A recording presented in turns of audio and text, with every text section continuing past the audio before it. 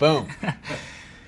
All right, guys. So we've spent a little bit of the early afternoon looking around your space and talking about your day-to-day and your experience as a creator on YouTube. And now we're going to talk about what the millions of followers really want to hear about, which is Ultimate. Sure. And although, like, I think you represent Ultimate really well in your videos, like the Marques Ultimate origin story, I don't feel like I don't know that story. Sure. And I think that'd be really interesting to hear about. So tell me about how you started playing. Like, where did you first encounter the sport? Yeah, I have trouble remembering sometimes, but I want to get it right. So I started playing. First time I ever encountered the sport was the summer before high school. The summer before I went to high school. I went to high school at Columbia High School. I knew I was going to go there, but after 8th grade, there was a summer camp at like Maplewood Memorial Park, where I think there were just like probably some high school players teaching Ultimate to kids. I was one of those kids. I got introduced to it. And then also during the summer before high school, I was in a CTY program, so Center for Talented Youth, where you went to a college somewhere in the United States and studied and took college classes. And so that summer, I went to Hawaii Pacific University, and studied oceanography. And naturally, being in Hawaii, they just had all kinds of extracurricular activities for us. One of them was Ultimate Frisbee. And I just remember dominating those kids, just like, yeah, I'm gonna play on the high school team. I can't believe how, like, I love the sport so much. It's so much fun. And so then I go to CHS.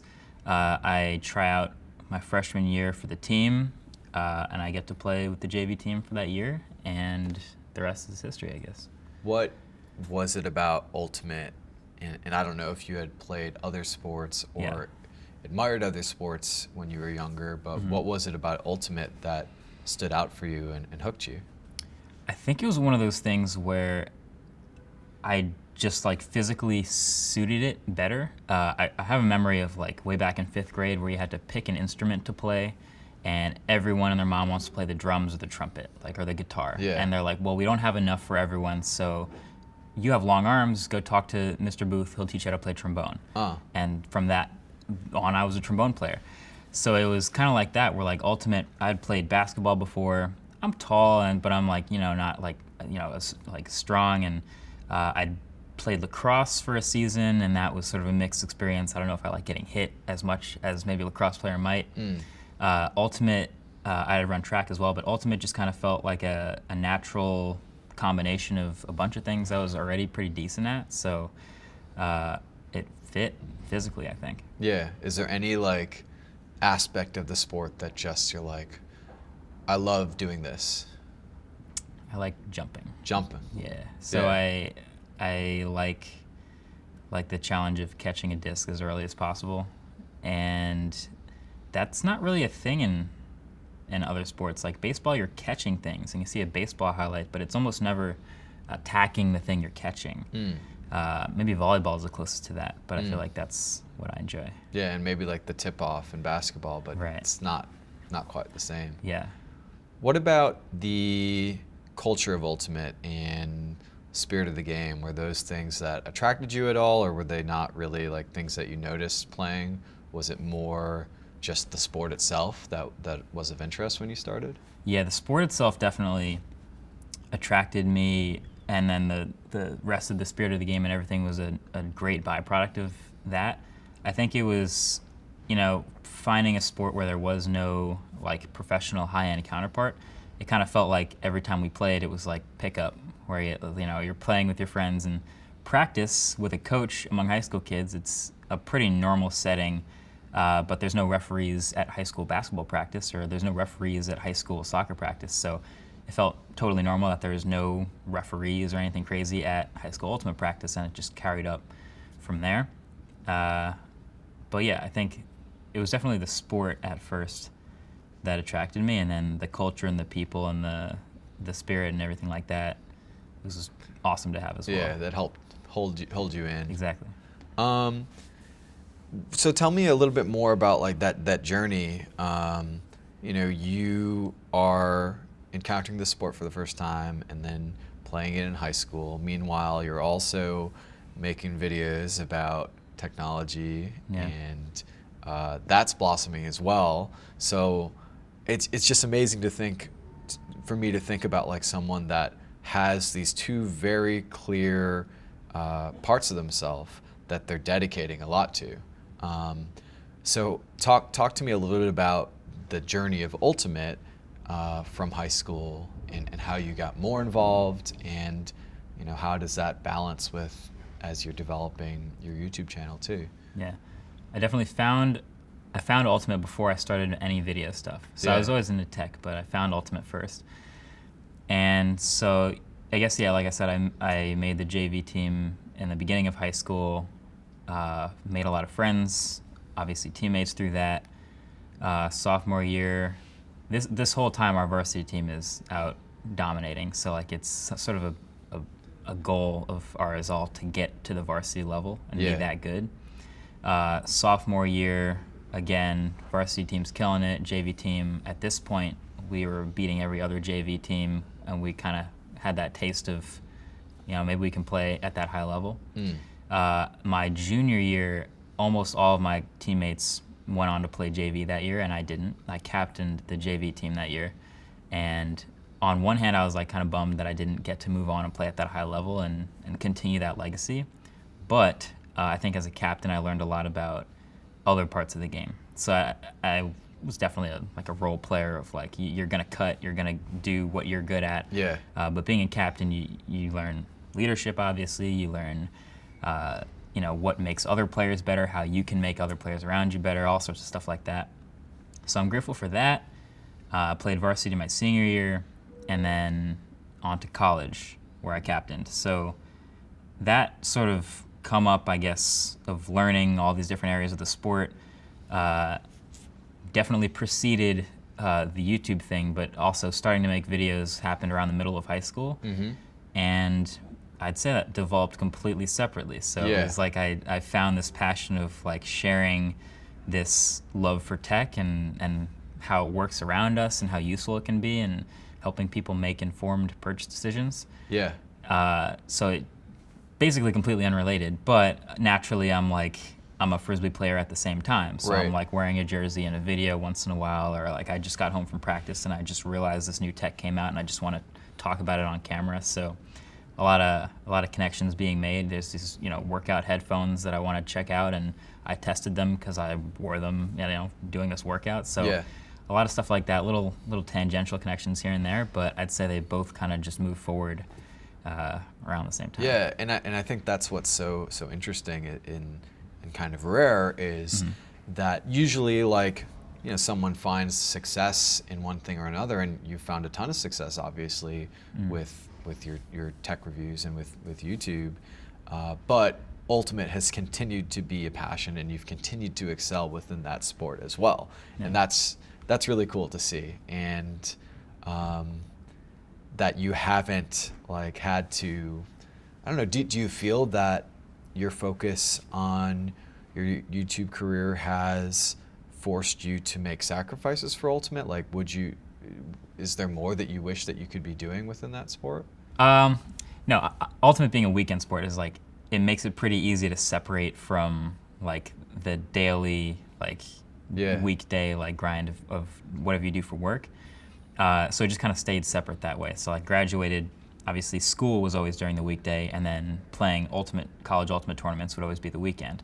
So I just kept that separation, and eventually I do them both full time in a way now. But I've always been able to make the time to I go to every practice, I go to tournaments, and that dedication has been there, and then I have the time during days like this to work. Yeah, that's awesome. Yeah. And you're able to like keep getting to the gym and do all the workouts. Like, that's amazing. So before we get into like AUDL and you know, as you are coming up through the sport, and you said, you know, seeing the varsity players and seeing how successful they were was inspiring. Were there other things that was making you more passionate about the sport, or were there other players that you looked up to, whether those are people locally or just nationally? Yeah. Who were some of those people? Yeah, I kind of remember. I have a lot of memories of watching a lot of footage, especially on YouTube. Being a kid that didn't watch a lot of TV or whatever, Netflix or whatever, so I'm watching YouTube as I make YouTube videos. Yeah. So naturally, I would find whether it's highlight reels or just game footage of teams that were good at that time, and sort of emulate what worked for them. So I was always a cutter. I don't know if I watched very many handlers of what they were doing, but there's lots of highlight reels of cutters going and doing their thing, going and laying out, going and making big plays. So I remember, I don't know what year it was. I want to say 2007 Nationals highlight reel or something like that. Probably everyone's watched it by now, but it's like one of those classic, like, I wonder if I could do any of that, like type of moments where you see the sport at its actual highest level and you kind of mold yourself through that. Yeah. Yeah. Were there any particular teams or players that stuck out to you? Back then, let's see.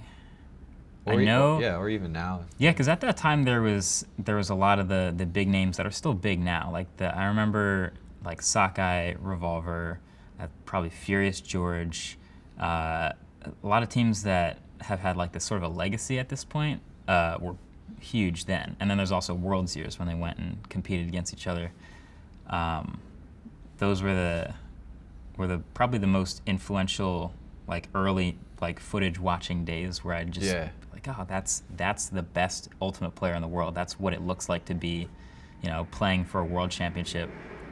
I wonder if I can do it too. Yeah. Yeah. So as you started to, interact with some of these teams and players, like what does that feel like? And it's interesting, because at the same time you're starting to interact with a lot of big names that are just in the world, not necessarily ultimate players, but you interviewed Elon Musk last week. Is it a similar feel, or was it a similar feeling starting to like compete against some of these top players and see some of these jerseys and teams at tournaments you're going to? Yeah, I think I probably advanced faster relative to the height of the craft in Ultimate, actually. Because even today, I don't think I'm an amazing interviewer. Like I've gotten amazing opportunities as an interviewer or the opportunity to collaborate. But yeah, it feels like I'm still learning a lot every month. I'm just constantly learning new things. Yeah. But there was a pretty big difference between me being, playing at a high level for the first time, maybe late in high school, starting to pick up club and playing college nationals, D3 nationals, and then quickly stepping up to playing for a pro team in front of a crowd. That's not something you do in high school or college or anything. Maybe it's your parents or something like that. But playing in front of a crowd, getting comfortable with your play style and doing your thing at a high level consistently, that I think was like a rapid, 2 or 3 years before you're like, I'm comfortable with what I do well now, and now it's just a matter of fine tuning it. Yeah. Versus, this is insane. Like this stuff changes so often. Yeah. So you feel like you're constantly like. I feel like we're adapting. Yeah. We're learning, and also the fact that the platform changes. Like when you look at Ultimate as a sport, obviously the player base grows massively, and there's way more people who play Ultimate now than did back then. But it feels like a lot of the goals are the same. A lot of play style changes, but like you know a good Ultimate player when you see one. You know a quality team when they win that tournament. You're like, I could see why they won that. But a lot of times on YouTube or the internet, something happens, and you're like, wow, I got a lot to learn because I don't know how half of these things are happening, but it's still really interesting. Because there's so many people doing so many different things. Yeah. Tell me about playing club versus the AUDL, and also just as a player, your competitive goals. Like what is driving you now to continue to compete and try to better your game within the sport? Yeah, I think I'm just a competitive person. So a lot of what drives me in playing at a high level, whether it's club or AUDL, is just I really want to win. Yeah. So when it comes to obviously AUDL, it's teams that are nearby that I can try to play for, and trying to play with the best players and beat the best players is an exciting challenge every time. So I guess that just kind of speaks for itself. Yeah. And then club has been the same way. I've played for the same club team for a couple of years now, and there are challenges that rear their heads over and over, that like a big part of our mentality, or maybe even our identity as a team, is trying to take those down and working up towards those big goals. What are some of those goals? Garden State wants to go to nationals, so that's been a focus for years and years as a program. And there's things you notice about, I guess, yourself as you get closer to that goal. Well, 5 years ago we were a little further from it, but we can see ourselves getting to the game to go if we do X, Y, Z. Then we get to the game to go and we lose, and we realize, okay, now that we've gotten this far, we need to make these adjustments, X and Y. Maybe we want to earn a bid, we need to do these things during the season. There's, it's sort of, you're building on top of previous experience. So every year it feels like a better, closer chance to accomplish that goal. And I guess once you get that goal, it's a moving goalpost. You want to break seed, you want to win nationals, you keep moving up. But yeah, I think that's been the main goal for, main driver for GSU. right now. Yeah, for sure.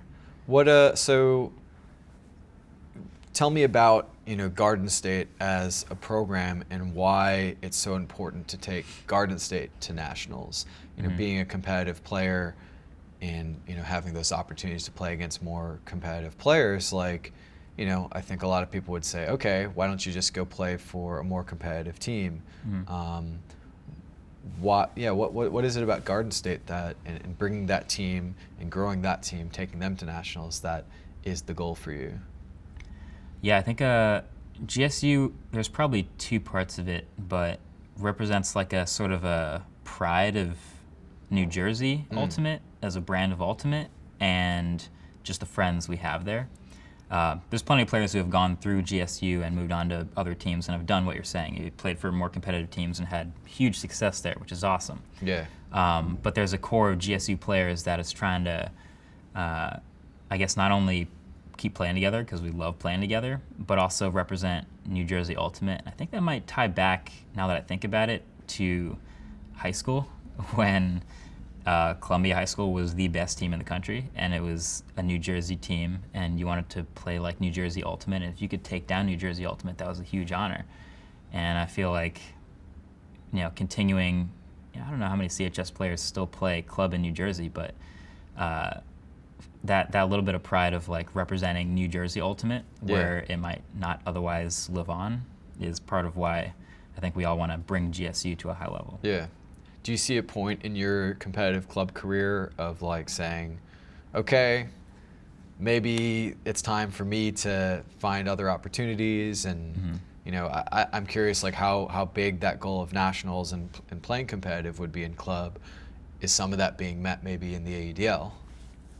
I think so, yeah. I think it's a little bit of both. I don't even look very far forward in club. Yeah. I guess for me, I take it, maybe it's because of what I'm breeding here, but like I have like a pretty short-term forward-looking view because of how drastically things can change. So I look forward to like this year and next year.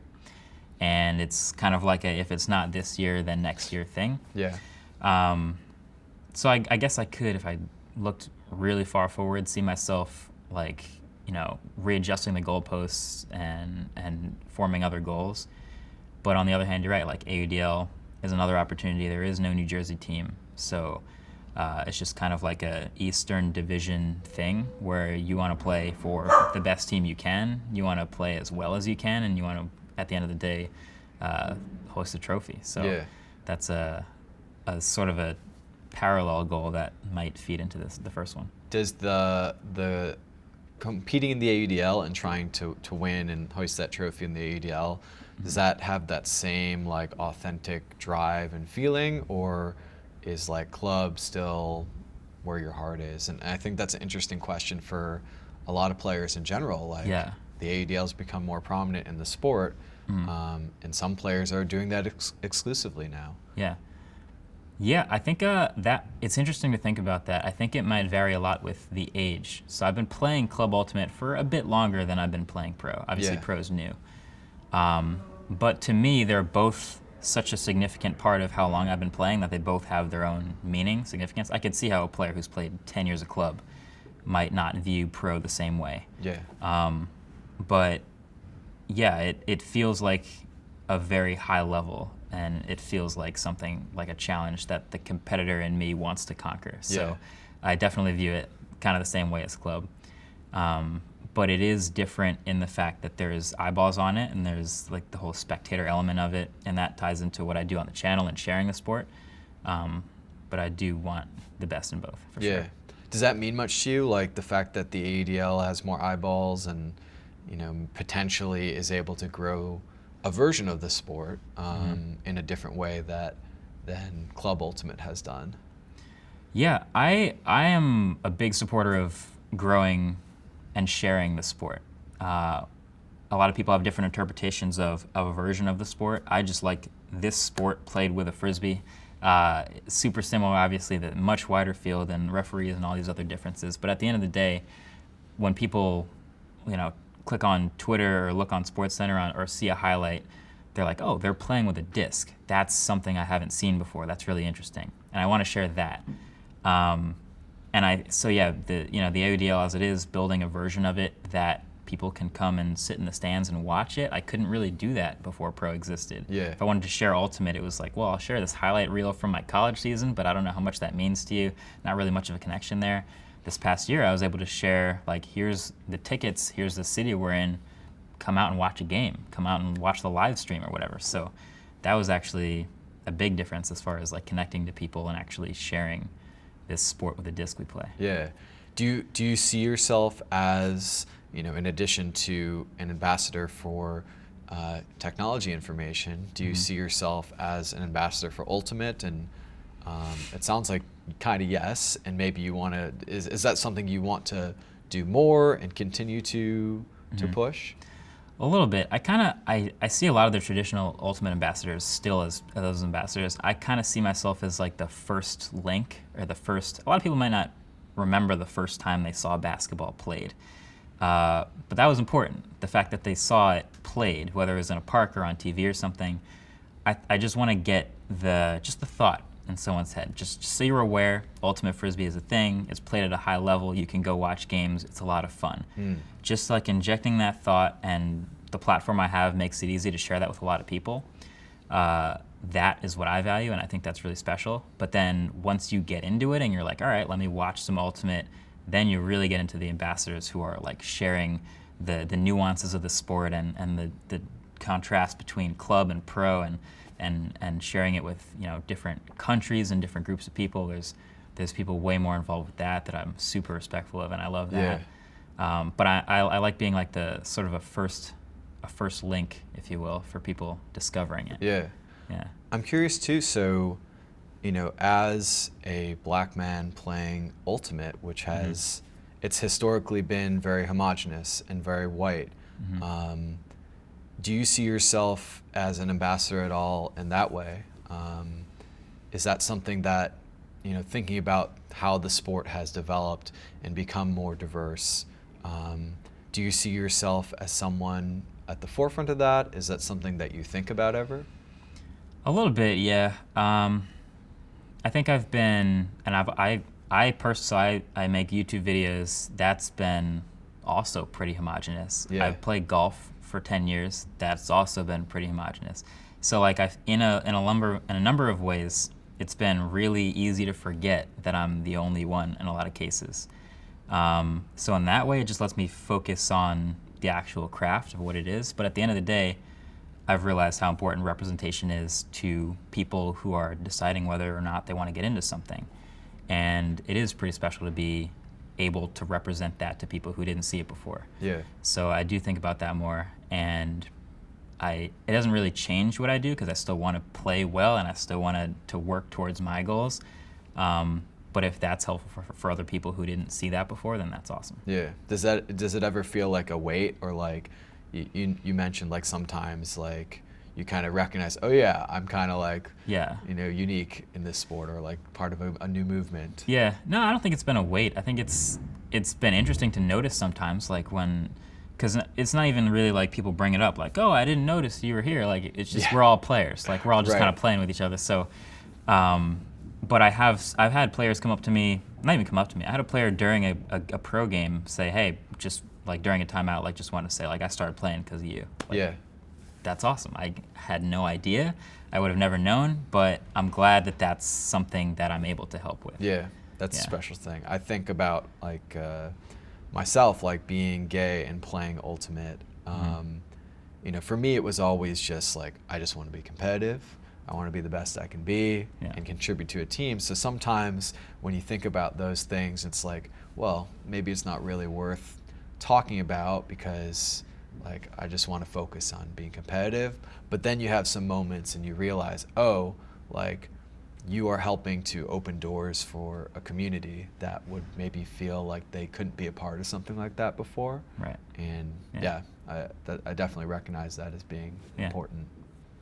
Something I tried to shy away from in the past, but it's now like, oh, okay, you can help people connect with something that's been great, that could be great for them too. Definitely. Yeah. So where does beach fit into all of this competitiveness, and how much beach have you played? Is it something that you find a similar drive for, or is it just kind of like, oh, it's Ultimate, we'll see how it goes?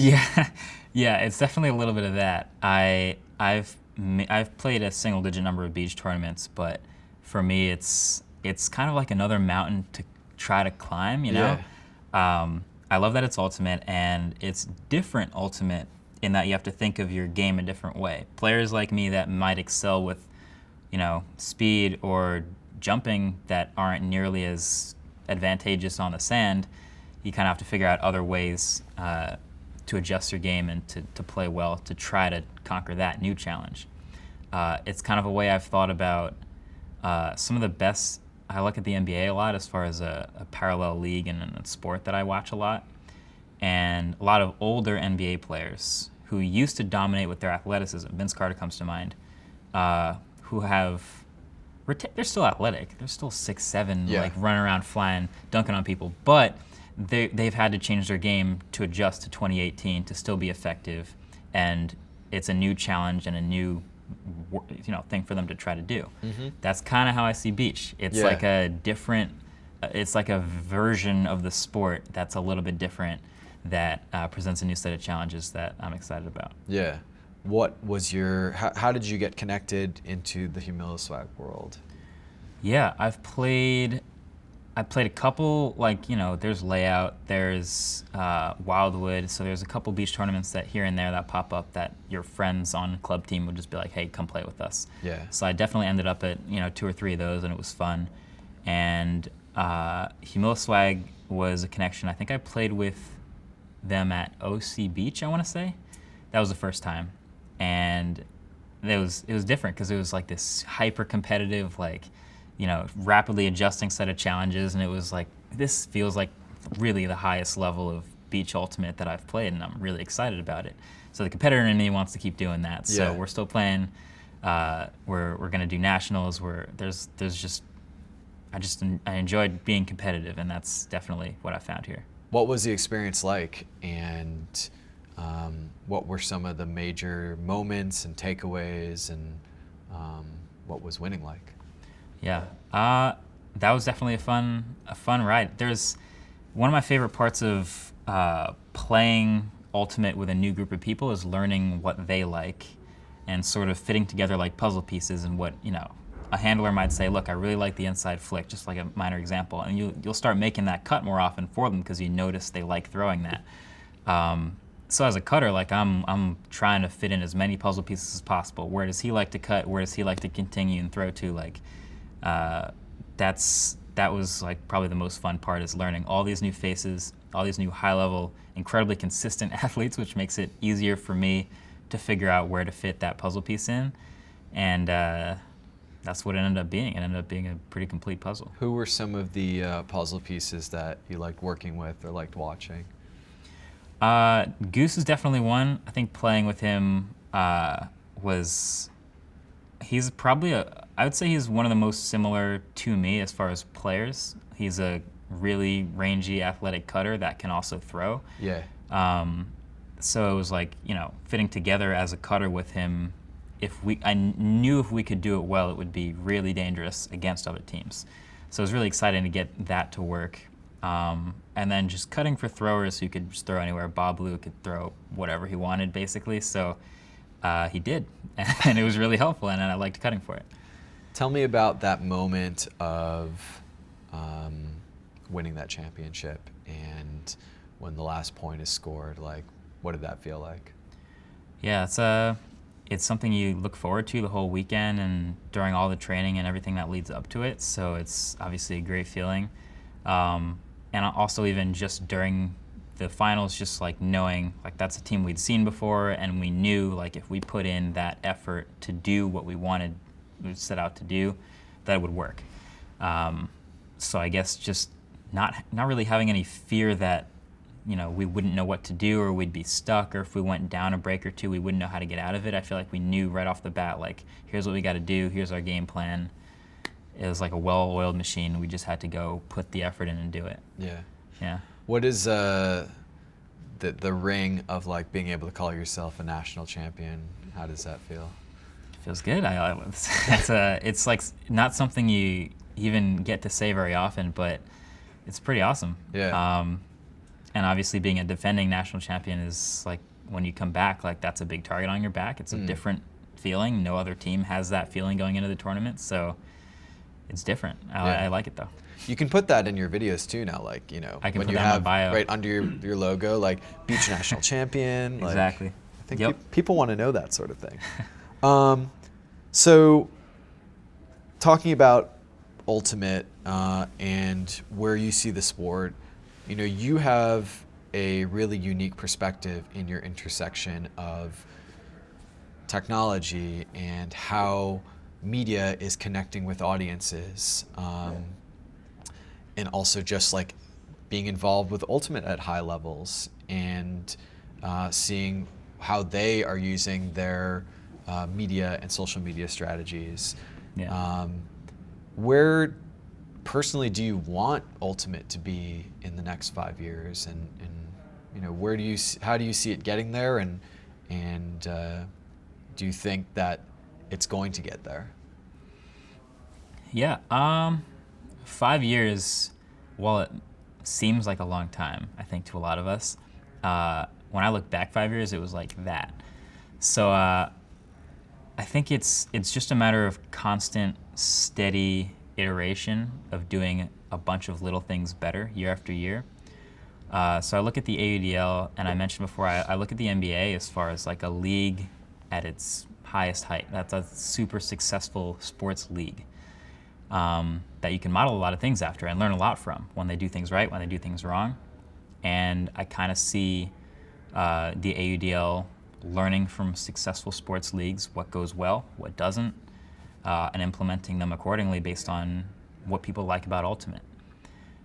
So in 5 years, whether that's like, getting a couple extra really nice stadiums in this league, or maybe adding 1 or 2 markets, new teams, or if it's just doing what we're already doing with these teams a little bit better, getting a little more seats filled during every game. I think all of that works towards, I guess there isn't really an end goal, but towards the general goal of doing it better. Yeah. So you see, just curious, like, you went right to the AUDL as a big driver of the sport, and you mentioned earlier that's the way that a lot of people who aren't initiated into the sport We'll see are able to connect to it. Yeah. Do you see USA Ultimate and their strategy with club, or does that have much of a future in your vision? Oh, definitely. Yeah. I mean, I see Pro Ultimate as like the first eyeballs. Yeah. But as far as like, okay, now I want to start playing Ultimate, you're not just going to jump in the AUDL, right? So you're going to have to have a built-up USAU that's also following and doing what they want to do well for new players and for growing players and people getting that experience year 1, year 2. That's probably more important than the first time you ever watched the sport with your eyes. So I definitely think the AUDL has a very important future as far as the sport goes. All right, 2 more questions. Sure. First one is, what about, you said with all the work that you're doing, it's hard to think 5 years down the line or even 3 years down the line. But as far as a competitive ultimate player, and additionally as a content creator, where do you want to be? Where do you see yourself? Yeah. Where do you see yourself in 5 years? It's the big question, isn't it? This is an interview. Yeah, I definitely, my goal from the beginning of making videos has always been, I want to make videos that I would want to watch. And I think you can do that at a certain level over and over, but the next goal from that is to make a channel that I would want to subscribe to, which is now you add like upload frequency, you add range of topics. There's all sorts of different things I'm interested in watching and that I would like to do videos about. That is definitely my current challenge. So I want to be able to make more videos more often, better videos more often. And so, whether that's like adding hands or adding, more super talented people here, that's what it's going to take, because I feel like it can get better. But right now it's, it's 3 videos a week maybe. It's like trying to make the absolute best video I can in that time. But what if I could do 4? Yeah. What if I could do a YouTube Red series? What if I could do, an interview series? All these different things come to mind. So we're seeing the seed of your future like media conglomerate. Sure. Right now. Yeah. I mean, there's the big words of like, conglomerate. Or I've heard other people. I'm pretty sure Kobe was on that called it an empire, and that's the first time I was like, I guess, sure, maybe. Yeah. But it's definitely a lot more than just one video every couple days. That's great. I mean, that keeps making it all better. And what about Ultimate? Like, you touched a little bit on it, but is it just like, I want to achieve better and better, or is there specific like, where do you see yourself going in Ultimate? Yeah, I want to evolve my game. I want to be as best a player as I can be, and then that sort of tails its way into the bigger goal, which is playing at a high level and eventual success at a high level. So I want to see my team at nationals. I want to win a national championship, of course, and I want to hoist trophies whenever possible. So it just kind of all ties into the competitive trying to do better and be better. And I think it's on its way. All right, the last question is just, and it's probably very related to the things you just said, is what, when you wake up in the morning and you've got things that you got to get done, or maybe you have a moment where you can just like be like, all right, what am I going to do today? Maybe that doesn't happen as much anymore, but what is it that drives you to set those goals for yourself?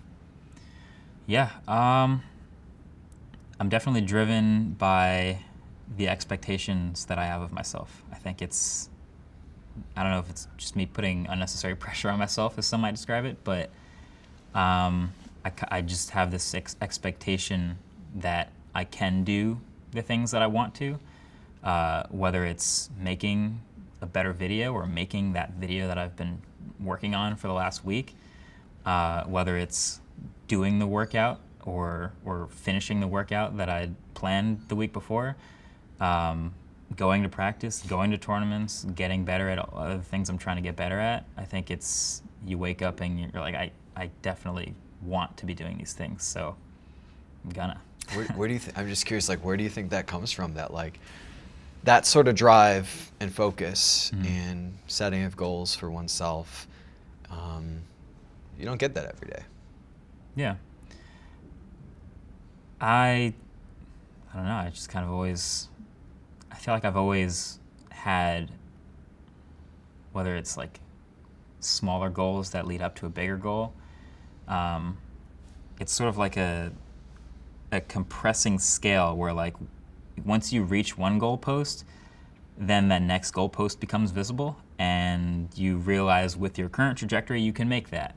And so you work towards that, and when you reach that goalpost, the next 2 or 3 become visible.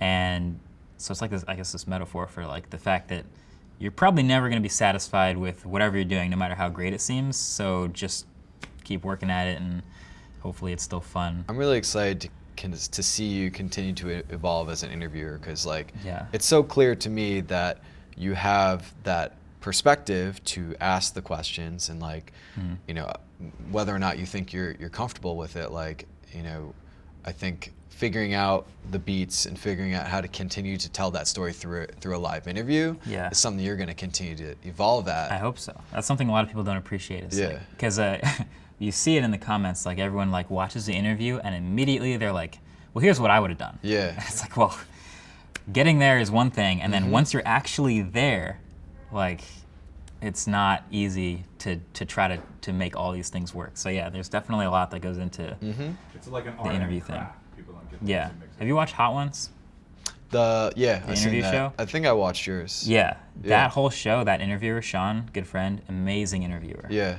And like I've learned a lot from how he, you know, just vibes off of like he changes his interview style every time he interviews someone. His questions are very pointed but also open-ended at the same time. Like everything about that show is like really interesting. So Yeah. yeah, I've learned a lot from it. What do you want to see on, content-wise from Ultimate? Yeah, every time I tweet or share that we have a game, someone says, "Can I watch it?" I'm from Belgium. I just want to watch the game. Like, can I get a live stream? Where can I see this? So I would love for every possible high-level game to be shareable in some way, archived, viewable by anyone, anywhere. That's the beauty of the internet. It's not always possible, but when it is, I hope it happens, because that's how people see the sport. If it's not being played right next to their school, they're gonna find it somehow.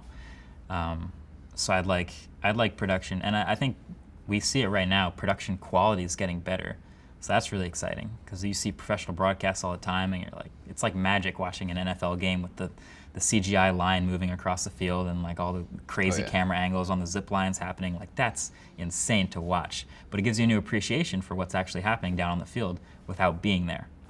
So the production quality and just general availability of viewing Ultimate, I think, is both really exciting and hopefully happening moving forward.